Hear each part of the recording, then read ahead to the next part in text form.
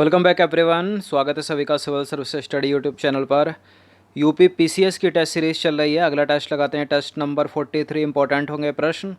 इस टेस्ट में हम फोकस करने वाले हैं ज्योग्राफी के प्रश्नों पर। कमेंट करके बताइएगा क्या किसी के 15 में से 15 सही हुए।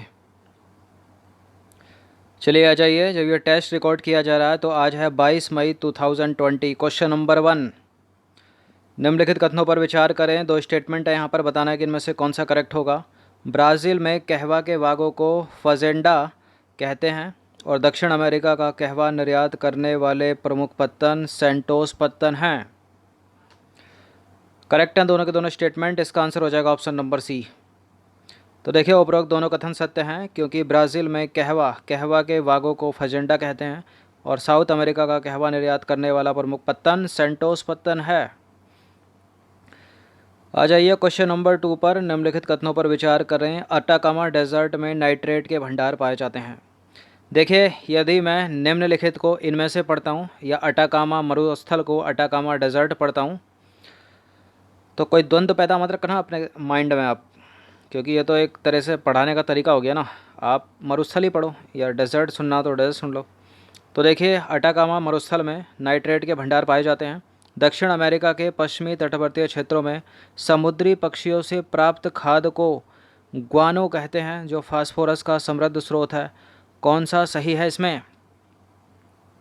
देखिए, दोनों के दोनों करेक्ट हैं तो इसका आंसर क्या हो जाएगा? ऑप्शन नंबर सी, एक और दो दोनों। तो देखिए, दक्षिण अमेरिका के पश्चिमी तटवर्तीय क्षेत्रों में समुद्री पक्षियों से प्राप्त जो खाद्य है उसको ग्वानो कहते हैं, जो फास्फोरस का समृद्ध स्रोत है। अटाकामा डेजर्ट में नाइट्रेट के भंडार पाए जाते हैं। तीसरा प्रश्न है, इनमें से कौन सा कथन जो है वो असत्य है, मतलब गलत है। 4 में से गलत होगा। अफ्रीका एकमात्र महाद्वीप है जिससे होकर विषुवत रेखा, कर्क रेखा और मकर रेखा गुजरती हैं। इनके स्थान पर 0 डिग्री, 23.5 डिग्री उत्तरी अक्षांश और 23.5 डिग्री दक्षिणी अक्षांश ही पूछा जा सकता है। तो बिल्कुल करेक्ट है ये वाला स्टेटमेंट, तो सभी को पता होगा, इतनी प्रैक्टिस करा दी है टेस्ट कर करके। अफ्रीका के उष्ण कटिबंधीय घास के मैदान को सवाना और शीतोष्ण कटिबंधीय घास के मैदान को वेल्ड कहते हैं, वेल्ड। स्वेज नहर के दक्षिणी छोर पर पोर्ट सईद तथा उत्तरी छोर पर पोर्ट स्वेज पत्तन है। अफ्रीका का ट्रांसवाल क्षेत्र ज़ेब्रा और जिराफ जानवरों के लिए विश्वविख्यात है। किसको काटे हैं? देखिए, अफ्रीका का ट्रांसवाल क्षेत्र ज़ेब्रा और जिराफ जानवरों के लिए विश्वविख्यात है, करेक्ट है। अफ्रीका के उष्ण कटिबंधीय घास के मैदान को सवाना, शीतोष्ण को कहते हैं वेल्ड, करेक्ट है ये भी। अफ्रीका एकमात्र महाद्वीप है जिससे होकर विषुवत रेखा, कर्क रेखा और मकर रेखा गुजरती हैं। गलत है ये, क्योंकि स्वेज नहर के दक्षिणी छोर पर पोर्ट स्वेज और उत्तरी छोर पर पोर्ट सईद स्थित है। तो देखिए, स्वेज नहर के दक्षिणी छोर पर पोर्ट स्वेज है और उत्तरी छोर पर है पोर्ट सईद। याद रखिएगा, इसको घुमा फिरा के पूछ लेते हैं। क्वेश्चन नंबर 4 है, निम्नलिखित में से करीबा बांध किस नदी पर बना है? करीबा बांध किस नदी पर बना है? मोस्ट इम्पॉर्टेंट है ये। करीबा बांध बना है जाम्बेजी नदी पर। किस पर बना है? जाम्बेजी नदी पर। तो देखिए, करीबा जो बांध है वो जाम्बेजी नदी पर बना है। विक्टोरिया जलप्रपात भी जाम्बेजी नदी पर स्थित है। एक अश्वान बांध है जो परीक्षा में पूछा जाता है, वो कहाँ पर है? नील नदी पर बना है। नील नदी कहाँ से निकलती है? विक्टोरिया से निकलती है। क्वेश्चन नंबर 5 है, न्यूजीलैंड तथा ऑस्ट्रेलिया की खोज किसने की थी? ओवेल तस्मान, और दूसरा ऑप्शन है कैप्टन कुक, और तीसरा ऑप्शन है मैथ्यू फिल्डर्स, या इनमें से कोई नहीं। देखिए, ऑस्ट्रेलिया की खोज की थी ओवेल तस्मान ने। किसने की थी? ओवेल तस्मान ने। कैप्टन कुक सबसे पहले ऑस्ट्रेलिया आया था और मैथ्यू फिल्डर ने ऑस्ट्रेलिया नाम दिया उस जगह को। तो देखिए, न्यूजीलैंड तथा ऑस्ट्रेलिया की खोज की थी ओवेल तस्मान ने। इंग्लैंड से कैप्टन कुक नामक व्यक्ति पहली बार ऑस्ट्रेलिया गया। मैथ्यू फिल्डर्स नामक व्यक्ति ने सबसे पहले इस महाद्वीप की पूरी परिक्रमा जहाज के द्वारा की और उसी ने सर्वप्रथम इस महाद्वीप का नाम ऑस्ट्रेलिया रखा। तो ऑस्ट्रेलिया नाम रखने वाला कौन है? Matthew fielders. और ऑस्ट्रेलिया में जाने वाला पहला व्यक्ति कौन है? इंग्लैंड का कैप्टन कुक। क्वेश्चन नंबर 6 है, निम्नलिखित में से कौन सा एक असत्य है? ऑस्ट्रेलिया के मूल निवासियों को एबोरिजिनस कहते हैं। ऑस्ट्रेलिया में भेड़ पालन केंद्रों पर काम करने वाले मजदूरों को जैकारू कहते हैं। गिब्सन और सहारा अफ्रीका महाद्वीप के डेजर्ट हैं। ऑस्ट्रेलिया में विश्व विख्यात सोने की खानें काल गुरली और कूलगार्डी हैं। तो करेक्ट है डी वाला। यहाँ पर ऑस्ट्रेलिया में विश्व विख्यात जो सोने की खानें हैं वो कालगुर्गी और कूलगार्डी हैं। ऑस्ट्रेलिया में भेड़ पालन केंद्रों पर काम करने वाले जो मजदूर हैं उनको जैकारू कहते हैं। ऑस्ट्रेलिया के मूल निवासियों को एबोरिजिनस कहते हैं। गलत है यहाँ पर सी, क्योंकि सहारा जो है, सहारा अफ्रीका महाद्वीप का प्रमुख मरुस्थल है, लेकिन गिब्सन नहीं है। गिब्सन तो ऑस्ट्रेलिया का है ना। तो देखिए गिब्सन और विक्टोरिया जो डेजर्ट हैं वो ऑस्ट्रेलिया महाद्वीप के मरुस्थल हैं, डेजर्ट हैं। सहारा मरुस्थल सभी को पता होगा अफ्रीका का है। क्वेश्चन नंबर 7 है, निम्नलिखित में से लाफिंग जैकास किसे कहा जाता है? शुतुरमुर्ग, एमू, कोकाबर्रा या इनमें से कोई नहीं? तो लाफिंग जैकास कहा जाता है कोकाबर्रा को। किसको? कोकाबर्रा। तो देखिए न्यूजीलैंड में एमू और कोकाबर्रा नामक पक्षी पाए जाते हैं। कोकाबर्रा को लाफिंग जैकास कहा जाता है। अफ्रीका के कालाहारी डेजर्ट में शुतुरमुर्ग जिसको बोलते हैं ऑस्ट्रिच पाया जाता है। सबसे बड़ा पक्षी है यह वर्तमान में पृथ्वी पर ना उड़ने वाला, उड़ नहीं सकता ये। क्वेश्चन नंबर 8 है, निम्नलिखित में से कौन सा कथन अंटार्कटिक के बारे में सत्य है? शीत ऋतु एवं ग्रीष्म ऋतु में अंटार्कटिक का आकार अलग अलग होने के कारण इसे गतिशील महाद्वीप भी कहा जाता है। दूसरा स्टेटमेंट है, इस महाद्वीप की मुख्य भूमि की खोज करने का श्रेय फेवियन वेलिंग शाइन को जाता है। करेक्ट हैं दोनों के दोनों स्टेटमेंट। सी उत्तर है इसका, शाशेन को जाता है। क्या नाम है ये? फेवियन वेलिंग शाशेन। तो देखिए उपरोक्त दोनों के दोनों कथन सत्य हैं। अंटार्कटिक को पूर्णतः हिमाच्छादित रहने के कारण इसे श्वेत महाद्वीप भी कहा जाता है। अभी अंटार्कटिक के साथ कुछ हुआ है, देखा आपने न्यूज़ में? ग्रीनरी उगाई है उसके ऊपर कुछ क्षेत्र में। क्वेश्चन नंबर 9 है, निम्नलिखित में से कौन सा कथन असत्य है? समान खारेपन वाले स्थानों को मिलाने वाली रेखाएं जो हैं वो समलवण रेखाएं कहलाती हैं और लवणता को प्रति हज़ार में व्यक्त करते हैं और समुद्र जल की औसत लवणता लगभग 35 प्रति हज़ार होती है। अगला है, मृत सागर की लवणता सबसे अधिक है और डी है सबसे गहरा गर्त मेरियाना ट्रेंच है जो पैसिफिक में गुआम द्वीप के समीप स्थित है। अच्छा, ये चीज़ भी 50 बार बताई होगी। करेक्ट है स्टेटमेंट। सबसे ज़्यादा लवणता मृत सागर की नहीं है, मृत सागर की सेकंड नंबर पर है। सबसे ज़्यादा है वान झील की। किसकी? वान झील। तो देखिए तुर्की की वान झील की जो लवणता है सैलिनिटी सबसे अधिक है। दूसरे नंबर पर आता है मृत सागर। पैसिफिक ओशियन में स्थित है। मेरियाना ट्रेंच सबसे गहरा गर्त है इस पृथ्वी का। इसकी गहराई कितनी है भाई?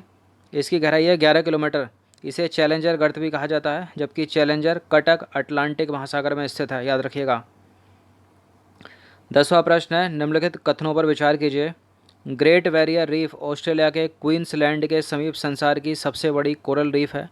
यह अटलांटिक महासागर में स्थित है। देखिए 50 बार बताया होगा, अटलांटिक में नहीं है, पैसिफिक में है। किस में है? प्रशांत महासागर में है। बेरिंग सागर, जापान सागर, पीत सागर, पूर्वी चीन सागर प्रशांत महासागर का हिस्सा है। बिल्कुल सही है। केवल 2 सही है यहाँ पर, केवल 2 सही है, पहला गलत है। तो ग्रेट बैरियर रीफ ऑस्ट्रेलिया के क्वींसलैंड के समीप संसार की सबसे बड़ी कोरल रीफ है और पैसिफिक में है ये, ना अटलांटिक ना फिर हिंद महासागर। अब देखिए प्रशांत महासागर का अधिकांश तटवर्तीय सागर पश्चिमी भाग में है और इसमें बेरिंग सागर, जापान सागर, पीत सागर, पूर्वी चीन सागर आदि महत्वपूर्ण है।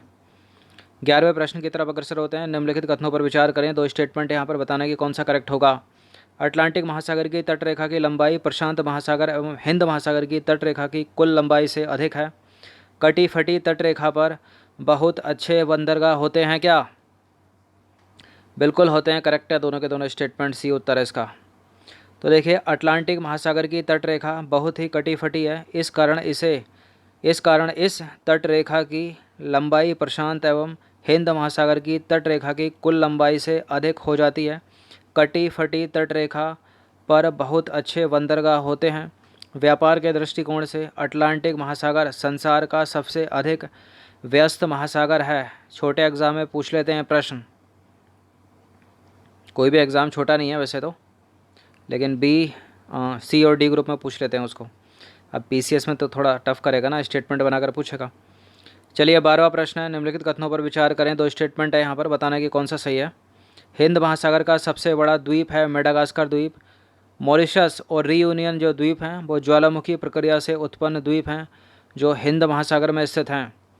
हिंद महासागर लगेगा या पैसिफिक लगेगा? देखिए हिंद महासागर ही लगेगा, करेक्ट है। इंडियन ओशियन हिंद महासागर का सबसे बड़ा द्वीप है मेडागास्कर, ये तो सभी को पता होगा। दोनों के दोनों करेक्ट हैं। इसका उत्तर हो जाएगा ऑप्शन नंबर सी। तो देखिए हिंद महासागर एक अर्ध महासागर है। इसके एक तरफ तो प्रशांत महासागर और दूसरी तरफ मिलेगा आपको अटलांटिक महासागर। देखिए ज्योग्राफी के अगर आप क्वेश्चन सॉल्व कर रहे हो तो वर्ल्ड मैप, इंडिया का मैप जो है आपके दीवार पर होना चाहिए, या फिर एटलस खरीद लीजिए। तो देखिए कर्क रेखा हिंद महासागर की उत्तरी सीमा है। मॉरिशस और रीयूनियन द्वीप इसी महासागर में स्थित हैं। मेडागास्कर हिंद महासागर का सबसे बड़ा द्वीप है। क्वेश्चन नंबर 13 है, निम्नलिखित कथनों में से कौन सा एक गलत है? ए में लिखा है उत्तरी गोलार्ध की जलधाराएं अपने दाईं और दक्षिणी गोलार्ध की जलधाराएं अपने बाईं ओर प्रवाहित होती हैं। उच्च अक्षांश से निम्न अक्षांशों की ओर बहने वाली जलधाराओं को ठंडी जलधारा कहते हैं। देखिए यह अपनी प्यारी सी पृथ्वी बीच से एक रेखा खींच देते हैं 0 डिग्री। ऊपर का हो गया उत्तरी गोलार्ध, नीचे का दक्षिणी गोलार्ध, यहाँ पर नॉर्थ पोल, यहाँ पर साउथ पोल। अब क्या बोल रहा है? उच्च अक्षांशों से निम्न अक्षांशों की ओर बहने वाली धाराएं ठंडी होंगी, तो बिल्कुल होंगी। यहाँ आर्कटिक है, ये ठंडा अटलांटिक है। यहाँ इक्वेटर, सनलाइट और रेनफॉल अधिक है। यहाँ गर्मी होगी ना, ऊपर ठंडी होगी, तो ऊपर से ठंडी नीचे आएंगी और नीचे से ऊपर जाएंगी गर्म इक्वेटर से। तो करेक्ट है पहला, करेक्ट है दूसरा। निम्न अक्षांशों से उच्च अक्षांशों की ओर बहने वाली जलधारा को गर्म जलधारा कहते हैं, बिल्कुल सही है।